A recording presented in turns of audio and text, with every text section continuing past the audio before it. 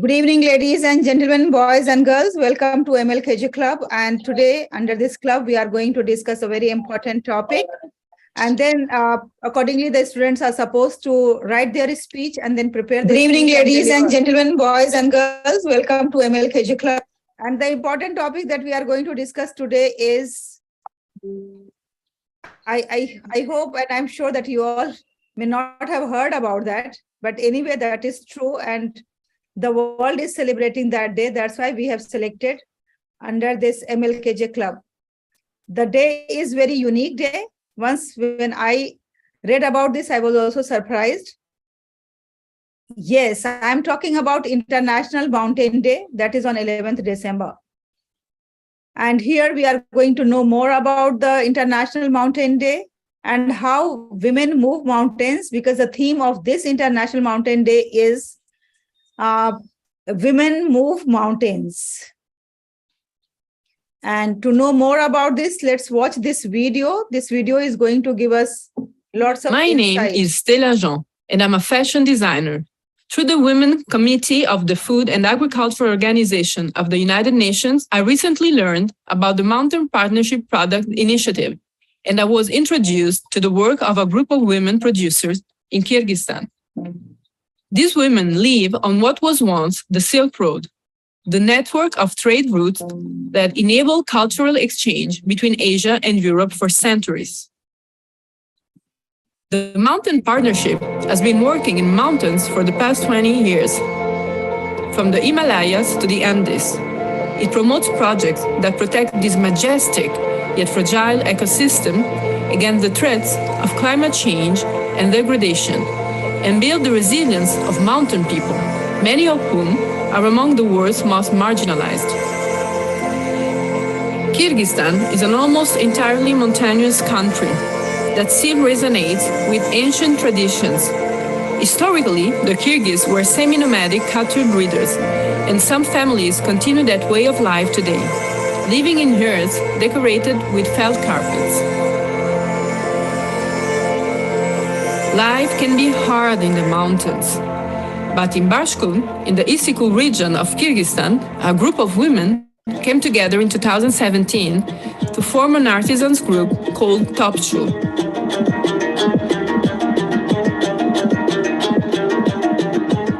Using traditional Kyrgyz motifs, these mountain women create textiles, carpets, clothes, silk scarves, and wall hangings.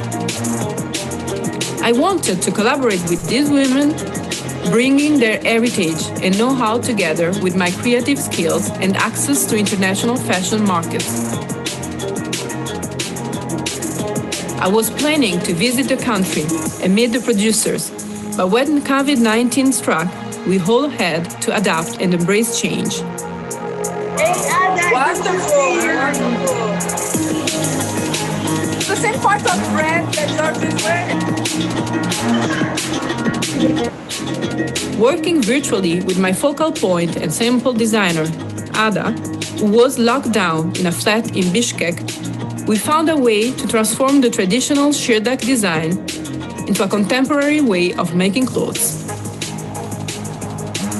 Next, we decided to incorporate felt, a traditional material in Kyrgyz culture.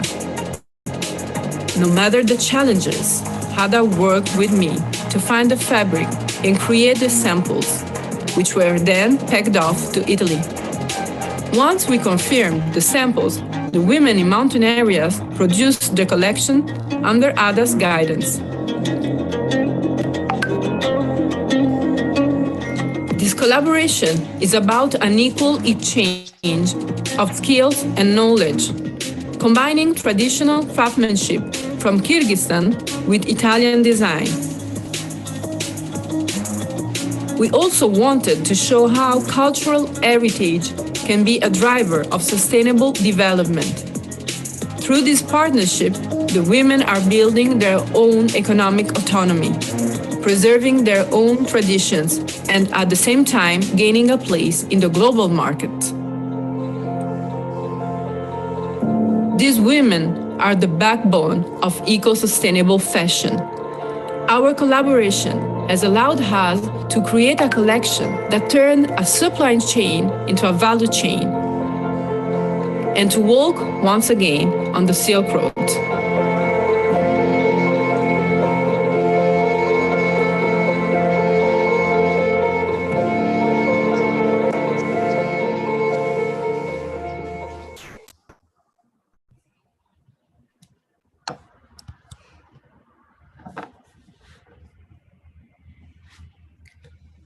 So as we all know that women play a key role in the mountains, environmental protection and social and economic development.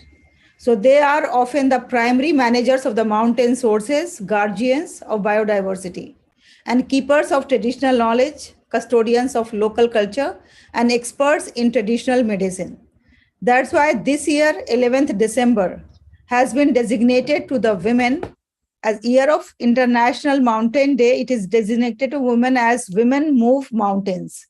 So now, my dear children, the topic of your speech would be Women Move Mountains and how women are important to maintain the mountain, how women are important as guardians of biodiversity, how they are important as primary manager of mountain resources, and how they are important as keepers of traditional knowledge and custodian of local culture. So first you have to prepare your speech, and then after that, we are going to have the rehearsal, and then you are going to present on 11th December. I hope that it is clear to you all. Maria, Ishan, Alicia. Yes, ma'am. Yes. So the first step is that you have to write your speech in 200 to 300 words. And then next class, we are going to look at your speech. We are going to see the speeches. And then after that, in the third class, you will have your rehearsals. And then on 11th December will be the final presentation on the Mountains Day, International Mountains Day. So first, let me know how many of you have already seen the mountain. Please switch on your video. Please let me know how many of you have seen the mountain. Maria, have you seen the mountain? No, ma'am. Ishan, have you seen the mountain? No. Ishan? No? Alicia, have you seen the mountain? Alicia Neyaz, have you seen the mountain?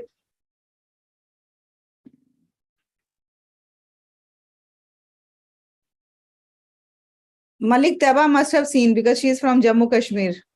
Yes, ma'am. Will you please tell the children how are the mountains? What is the experience in mountain?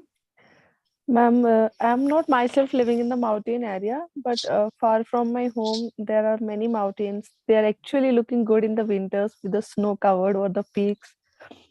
And regarding this, yes, mountain women are the actually aspects of the cultural heritage that carry the heritage from one place to another, that drive the heritage from one place to another. Because they usually are very fond of their cultural heritage, they carry their cultural heritage till last. But the women or other people living downsides, they mix up their culture with other cultures. But the people living in the mountain areas still carry their cultures. Okay, thank you, Malik. And Thampi, do you have any experience of mountains?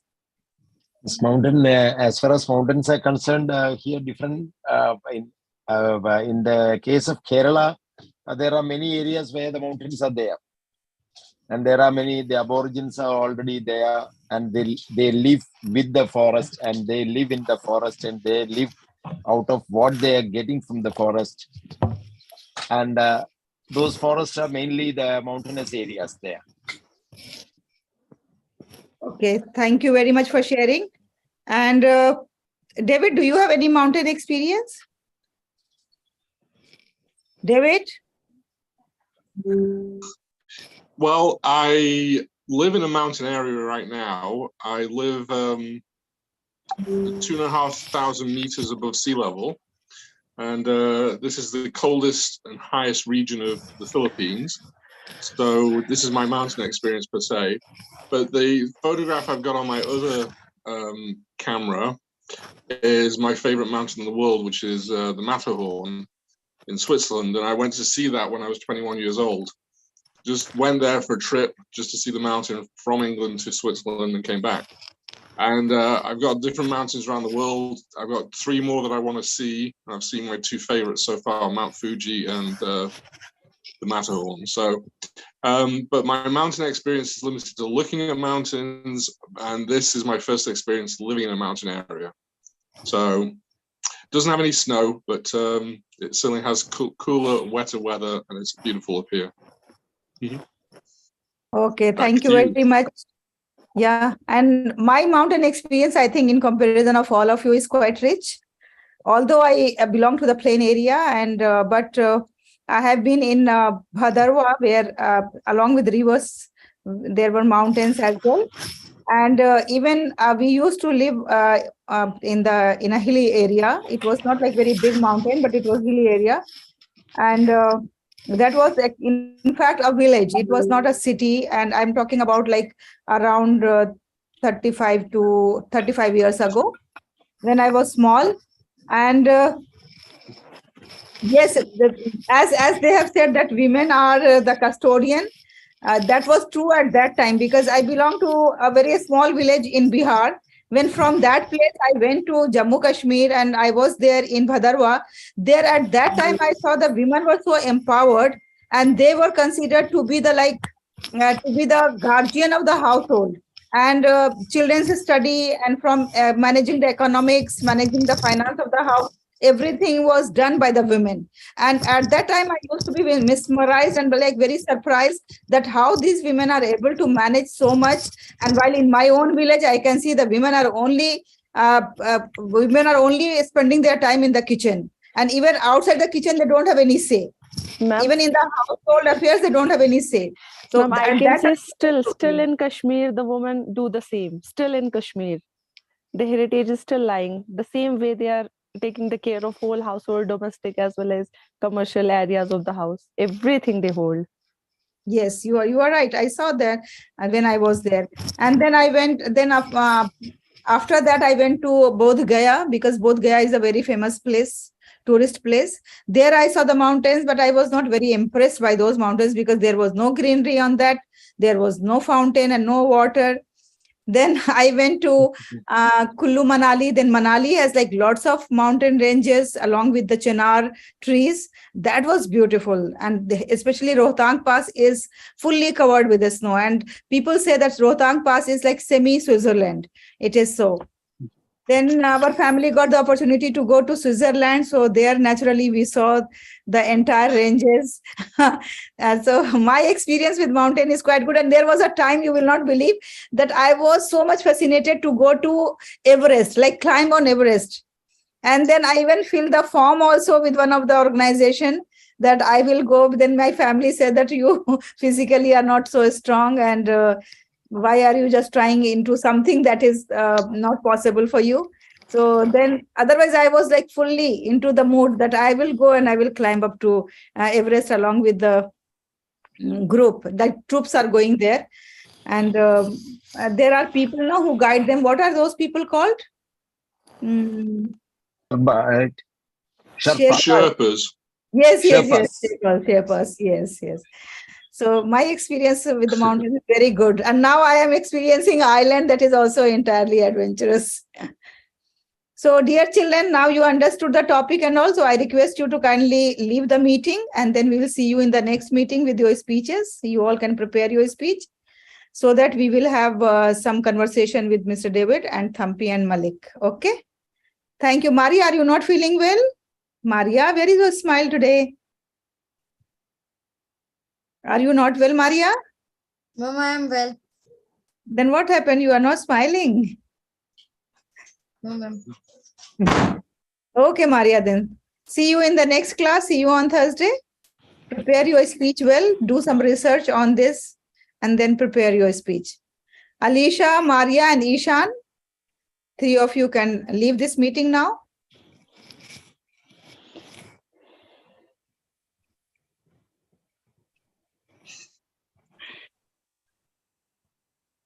Okay, so now Mr. Thampi and Malik, both of you can introduce yourself to David, and David, you can introduce yourself. Then.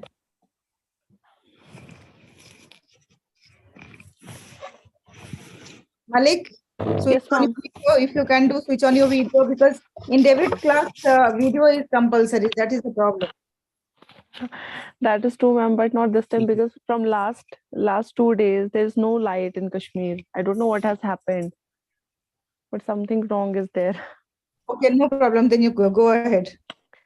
Yes, good evening, sir. Myself, Malik Tiaba Haseen from Jammu Kashmir. I can say, a student of Halima ma'am right now in LLB, lead or led by, and I'm feeling myself very, very lucky to have such a mentor in my life. I got the way home I like to be. I like to be next Halima ma'am, inshallah. Okay, Very inshallah. Not next Halima, but Taiba the Great. Yes, ma'am, that is true, Taiba the Great. But people will see that there is something of Halima ma'am. There is coming the shine of Halima ma'am. Even Like though people use it to say for the children that you are like your mother. Then people will say you are like your mentor. even though I'm one of the teachers here, Dr. Halima is definitely a role model and a mentor for me as well. So it's been a pleasure knowing her for all this time. Good to meet you, Malik. So what exactly you want, Taiba, from David? So just you give your requirements so that he can design for you. Yes, sir. Sir, I want to get my pronunciation clear and clear, much clear. Because I can somehow I can write English very much, very long paraphrases I can write, but I cannot speak that much. So I want my speaking skills to be enhanced more and more, my pronunciation to be clear. Okay. So that what I think, what I write should directly get into the mind of the receiver. Right. That's the challenge I'm hoping to meet with you guys and help you overcome. Very good. Very good. And then Mr. Thampi. Nice. Okay. Good evening, sir. Good evening. Good evening, sir. I am Thampi and I'm a teacher, and Halima ma'am is my boss. And the what I expect, the thing is that while doing MA English Language and Literature, regarding the pronunciation, that is Advanced English Phonetics was one of the subjects, otherwise the electives that I had. But the problem is that after studying those things, for example, it is the received pronunciation, then AZ, Daniel Jones, AZ Jimson, these things I am familiar with. But practically, I was unable to use it. So because of the accent that I have in my locality, then where I went for work, because of these things, how we have to have the native pronunciation. Otherwise, we cannot. I know that the complete 100% I will not be able to, but even then, I know that more than 50% we can make it up.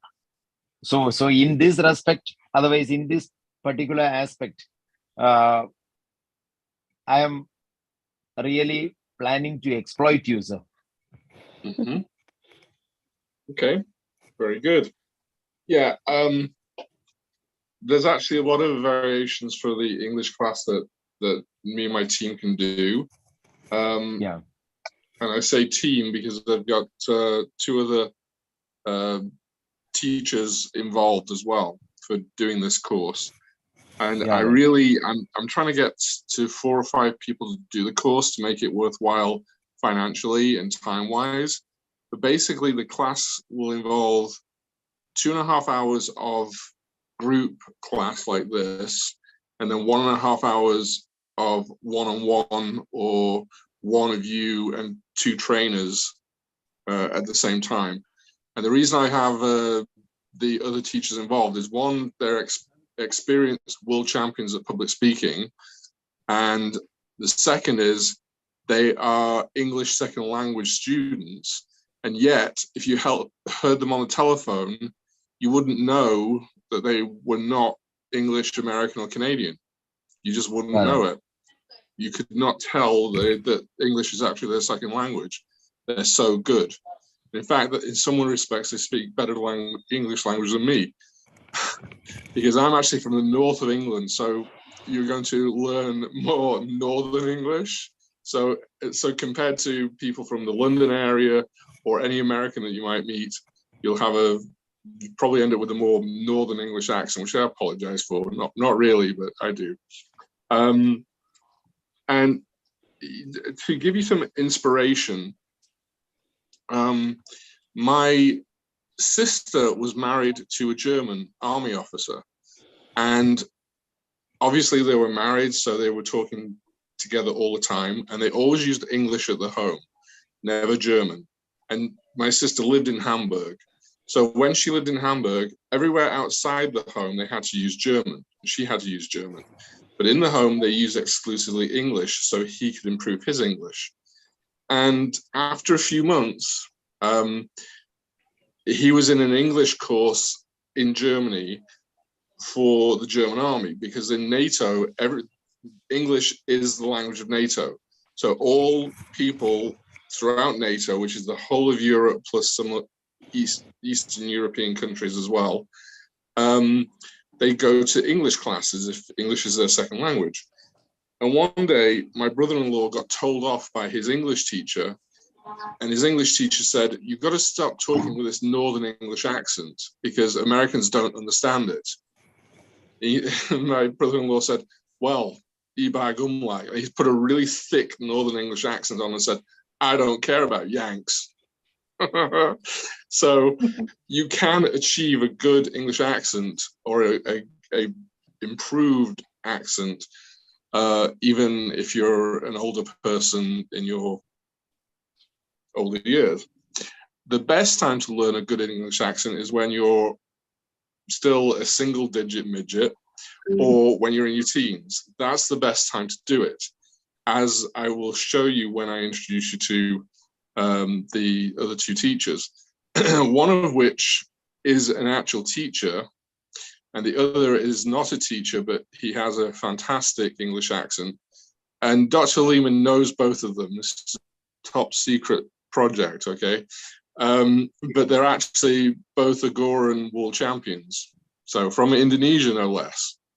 So and they've agreed to work with me on this, and they're getting paid for it. So anyway, so the project, basically, we're going to teach you some public speaking, but the public speaking aspect with you guys, because you're concentrating on getting a better English accent, is more of a vehicle to get you to speak, because we can't improve your English accent unless we hear you speak.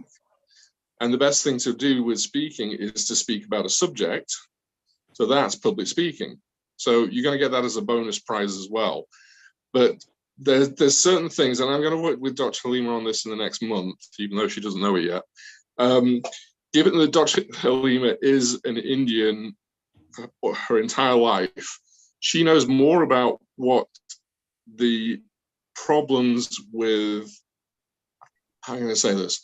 The problems with Indian pronunciation of English words than I do, because I've got very limited knowledge on that. I've heard a lot of Indians speak. I mean, I've been working with Dr. Halima for almost 2 years now. Crikey O'Reilly. So I've heard a lot of Indian kids and Indian adults speaking. So I know there's a few, I know a few right off the bat, but to actually give a class on it, I've got to know more and more and more. So the big ones we got to eliminate or get you to think differently about. If I can make you dream in English and make you dream English pronunciation, you've cracked it, okay? If I can't do that, then you still have problems. I moved to America when I was 23 years old, and about 6 months in, I started dreaming in American pronunciations of words, American words instead of English words and things like that. I started dreaming in American. So now I cracked the American language. So we got to get you to the same point, okay? So concentrate on dreaming. The other thing is I'm going to give you homework, only half an hour a day or thereabouts. And the homework is to watch English videos on YouTube. I'm going to give you a list of the videos I want you to watch, and I'll know immediately if you did your homework or not, because we're going to talk about those programs. I'll have watched them all, and my teachers will watch them too. So we'll ask you questions about the videos. And what you got to do is try and, you know, mimic or copy the way this guy pronounces them, pronounces the words. And the guy that I'm using is a YouTuber called Simon Whistler. He's very, very successful. He's made millions of dollars on YouTube. He's got about 4 or 5 different channels. I only watch 2 of the channels because some of his other channels I don't really like. But we're going to look, and we're going to talk about those videos as well. And then also, as we go through this, you will do at least 1 speech a week. Okay. Now, I'm not expecting to spend hours and hours and hours and hours on the speeches. The thing is pronunciation. All right.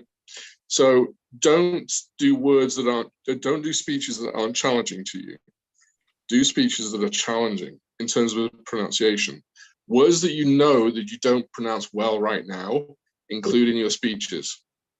Okay. Because that's the way we improve things, right? You can't improve if you're doing low fruit.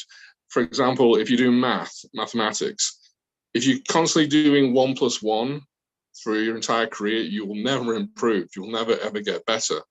But if you do differential equations at some point, yes, you will get better. So we're going to try and get you to the point where you can say more complicated words, increase your vocabulary, and the key thing in these classes is the pronunciation. So be prepared. It's going to be some work, but that's what classes are about. If you're not working and if you're not engaging your brain in this, you're not actually learning. And even getting the pronunciation correct is a learning process. Now, the biggest problem you're going to have is that everyone around you is not in these classes. And most of the people you're going to be working with and dealing with, Indians, they won't care about the fact that they mispronunciate words. Okay, that's not what they're after. They're after just communication between people. I'm sure it's like this in India because India is an ancient culture. I don't know how many different dialects of Indian you have across the huge country that India is, and how you have different words for different things in different regions of India. I'm sure you have that. I don't know because I'm not Indian and I've not had that much experience with the Indian culture, unfortunately. But in England, for example, there are different words for different things. I'm from the north of England, and we say some words that they don't even have in the south of England. For example, there's a type of bread that they don't even make or even know about in the south of England. It's called a barm cake. A barm cake. Basically, it's like a small round bun covered in flour, and that's it. There's nothing really special about it, but it's called a barm cake in England, and or in the north of England. And you go into a store in the south of England and say, "Can I have 6 barms, please?" They go, "What? Barms? What's a barm? Is it misspelled barn or something?" "No, we don't sell barns here." No, a barm cake." "What? What's a barm cake?"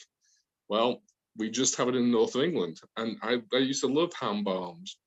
A ham barm is a ham sandwich on a barm cake, right? So anyway, my point there is that there's no wrong or right accent in England or in America, because like in America, it's worse in a way, because there's the Boston accent, which talks about coffee. So if you want to order a coffee in Boston, you're going to say coffee, because otherwise they won't understand you, perhaps. But I'm not going to teach you to say coffee because it's pointless. But there's different accents across that country well, and Canada as well. They have different country accents across Canada, and Canada is a different language again from American. Anyway, so one of my jobs was as a language expert for Chrysler Corporation, and I had to know the difference between English, American, and Canadian all at the same time. So that was part of my job. So I've been dealing with pronunciation and the use of the language for many, many, many years. I'm approaching 500 public speeches right now. I've done an average of over one speech a week this year. That's over 50 speeches at this point this year. I've also written 6 books. I've been a publishing manager. So English and teaching English has been part of my life for a long, long time. So I'm very honored to have you as students, and welcome aboard. And I thank Dr. Halima for finding you guys and introducing you to me. The class, we're going to have some test classes sometime in the middle of December. I'll let you know when that's going to happen. If you can send me a WhatsApp link to your WhatsApp number, that's good, because I'm going to be forming a WhatsApp group for the classes so that it makes communication easier. The classes are going to be, the group classes are going to be on Monday evenings. I'll have to work out the correct timing for India. We might have to restructure the classes a little bit for the other students as well, but I'll come up with a convenient time for you guys and the other students we have. I'll try and work all that out with all the different time zones we're dealing with, but we'll get it right. We'll get it right. And the first class I plan is going to be on the first Monday of the new year. It's actually synced to the Singapore school system. I'm hoping to get a couple of Singaporean students as well. So if you know of anybody else who might be interested in this class, please let them know. If they can connect with me, that would be great too. I'm going to send Dr. Halima a video, which I need to finish. I didn't quite finish it today, which actually talks about the cost of the class and then when the class will start, and a little bit of other details, and has my number on it and everything. So that'll be good. But yeah, now Dr. Halima asked me a question a couple of weeks ago about how long will this class run? Basically, we're going to run it on a 10-week cycle. So there's going to be 10 classes in a row, and then a little break of a couple of weeks, and then the next term will begin.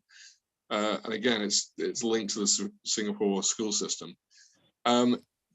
When the length of the class is the length of the class, it'll be continuous as long as I have students and as long as the students want to learn more.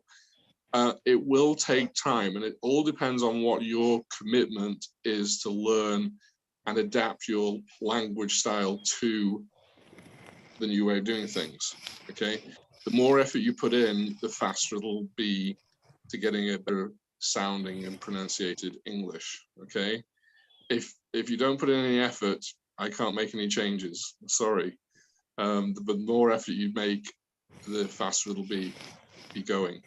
And as I said, you'll get a bonus because you will improve your public speaking as well.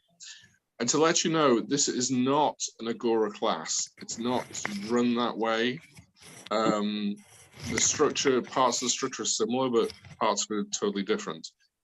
For example, one thing we will be doing is every week we'll have a subject to talk about every week, which you'll know in advance.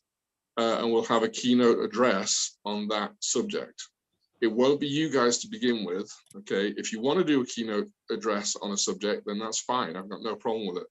But you got to remember about a keynote address is it's kind of like an advanced summary of what we're going to be talking about.